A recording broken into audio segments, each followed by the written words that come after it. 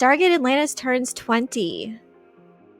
Gate World did a really great article about the 20th anniversary. So if you haven't heard of them, they're uber Stargate fans, and their coverage is really great and feeding the fandom and keeping us all updated on any Stargate related news. So check them out if you haven't heard of Gate World. Today marks 20 years since Stargate Atlantis made its debut. It says, yes, like me, you really are that old. The series premiere, Rising, aired as a 2-hour movie on July 16th, 2004. So I feel like we all need to watch that today to celebrate. It was what many of us consider to be a golden age of science fiction television, with Sci-Fi Channel, back before its 2009 rebranding to Sci-Fi with a Y, owning Friday nights with its block of original programming. Stargate SG-1 would air at 8 p.m., followed immediately by its new spin-off the next hour. 6 months later, the remake of Battlestar Galactica would join them at 10 p.m. I mean, what a great time. It was Sci-Fi Fridays. I remember that. You had Stargate SG-1, Stargate Atlantis, and Battlestar Galactica, all in the same night. What a time to be alive. On this day, 2 decades ago, we met Joe Flanagan's Major John Shepard.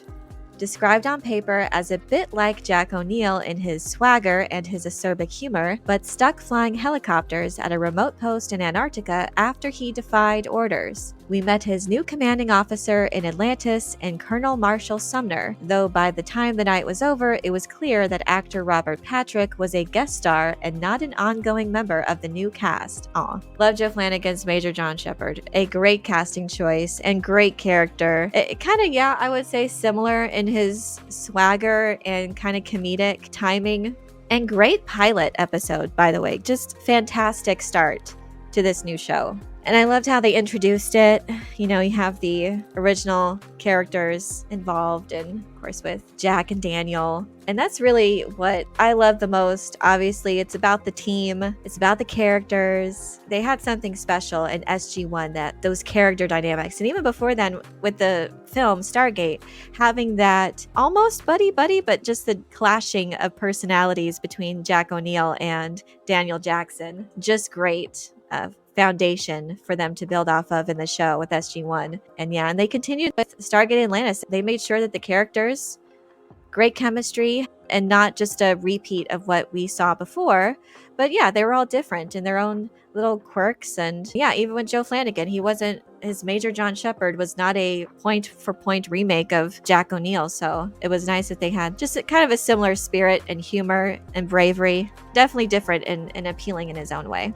It continues. We met the young Lieutenant Aiden Ford, played with great enthusiasm by Rainbow Sun Franks, and Tayla Amagan, Rachel Luttrell's alien princess, who joins the new team to protect her people. Love Tayla, a great introduction to her character as well, and I liked Ford. Ford had a very intriguing character arc. There were definitely points in these character stories that I didn't see coming, and his character's journey was very intriguing. And of course, probably my favorite character of Atlantis is Rodney McKay. Gate World continues. Of course, viewers of Stargate SG-1 already knew Dr. McKay, who now got his first name Rodney, actually revealed later to be Meredith's middle name. Actor David Hewlett had gotten under our skin in the episode 48 Hours, and then returned with some softer edges to his memorable character in Redemption. Those were great episodes. 48 Hours was awesome, and even though he's like, yeah, he got under your skin in a funny and almost likable way. 48 Hours, he was a bit more irritating, but yeah, some softer edges. That's a good way to put that in Redemption. I like that, because that's character development, and he was so good. I relate to him so much in some respects. Oh, but David Hewlett was great. And yeah, again, you can kind of see some maybe similarities between Jack and Daniel and Shepard and McKay. But again, just very different, but similar in spirit and how they kind of clash. Sweet babies, 20 years? We're the ancients now. Could this arrogant, know-it-all science jerk really be fun to watch week in and week out? Hewlett and the show's writers were about to turn McKay into one of the show's most popular characters. And lo and behold, yes, if a well-written, but it was still believable. I think that was the key, that it wasn't so out there. He wasn't so unlikable. He was like irritating. He didn't go into the realm of unlikable. And it was also his dynamic with the other characters that tempered him a little bit. He got called out multiple times. It was kind of this back and forth banter that was just pleasant. So it wasn't just irritating for the sake of being irritating. It was a very nice balance between the other characters and done in such a way that it was still likable. It wasn't over the top. He was realistic still.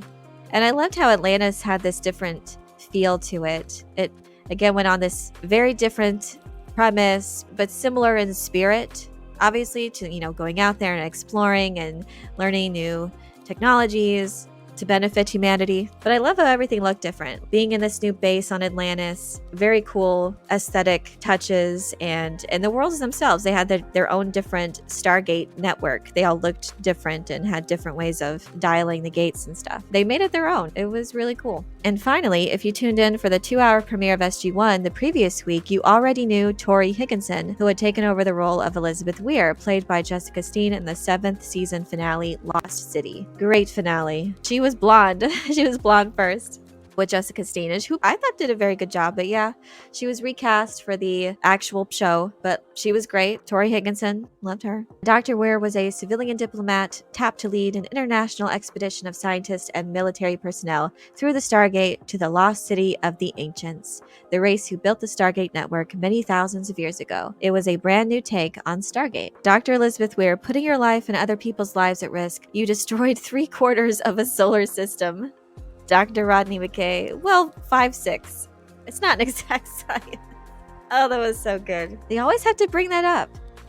Yes, it was a sci-fi event. The premiere of Stargate Atlantis was a real event for the young cable channel. Sci-fi had dipped its toes into original programming in the late 1990s with international acquisitions like First Wave and Lex, off-network pickups like Fox's canceled Sliders, and new original dramas such as Farscape. Acquiring the basic cable rights to Stargate SG-1 proved to be a boon for sci-fi, and new viewers who didn't subscribe to Showtime had the chance to rapidly catch up on 5 seasons of great science fiction with episodes aired in a Monday through Friday strip format. Yeah, that's right. It was on, it premiered on Showtime. Yeah, they could get away with a little bit more racy stuff back then. I think only the pilot, though, had some racy stuff in it, but I think for the most part, they tried to keep it family friendly. It made sense for the Sci-Fi Channel. It was a great fit, great decision by them. It's just unfortunate that they decided to not air basically science fiction content anymore. They just, around 2009, when they rebranded, they're like, nah, we don't care about sci-fi anymore. Let's just air ghost hunting shows and more reality TV. Very sad what happened to the network. That was like a premiere. It was the place for like sci-fi television. Now there's like other networks or streaming services that I'd say are kind of taking the reins. I think Apple TV Plus actually is having a sci-fi renaissance right there. It has great sci-fi shows. At least that's good to see. So by 2002, the show had moved to Sci-Fi as its home for new episodes, as well as helping to boost the channel to a top 10 cable network for the first time. 2 successful seasons later, and it was a certainty that MGM and Sci-Fi were ready to expand the franchise. And Stargate Atlantis was born.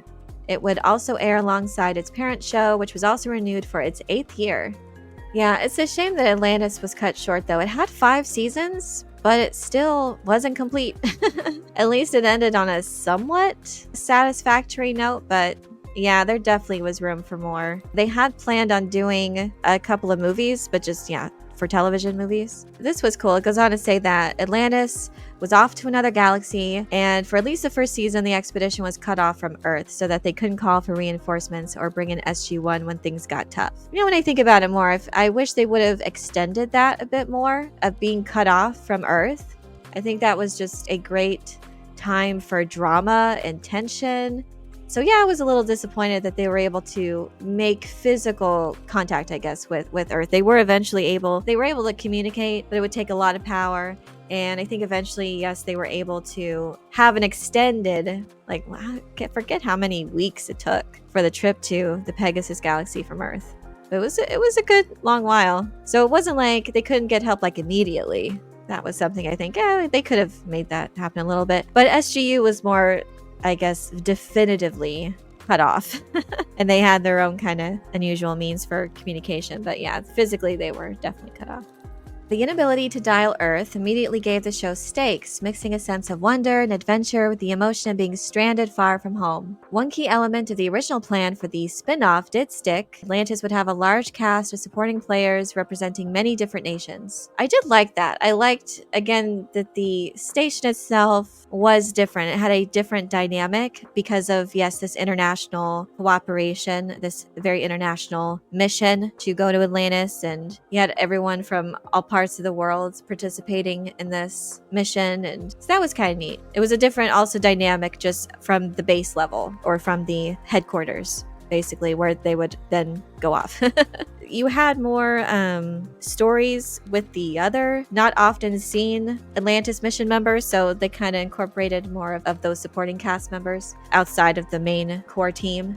So that was a cool dynamic. Had its own flavor, a unique flavor from SG-1. And yeah, Atlantis took its first bow on July 16th with a 2-hour event, Rising. In an era before streaming and the wide proliferation of DVRs, I haven't heard that in forever, viewers old and new were ready to meet a new team and get caught up in a new adventure with a brand new enemy in the Wraith and new allies in a distant galaxy. The opening title, it was a very beautiful city.